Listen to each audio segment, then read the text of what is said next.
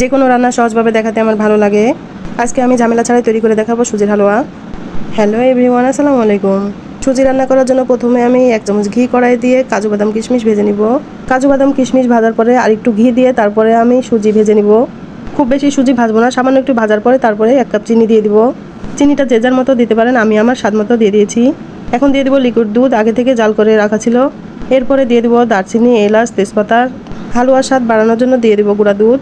গুঁড়া দুধ যত বেশি দেওয়া যাবে তত বেশি মজা লাগবে। হালুয়া তৈরি শেষ পর্যায়ে দিয়ে দিব 1/2 চামচ ঘি। শেষে ঘি দিলে হালুয়ার ফ্লেভারটা অনেক সুন্দর আসে। হালুয়া রান্না হয়ে গেলে এখন আমি তেজপাতা, এলাচগুলো ফেলে দিব। আমার সুজির হালুয়া রান্না হয়ে গেছে। এখন আমি প্লেটে ঘি মাখিয়ে নামিয়ে নিব।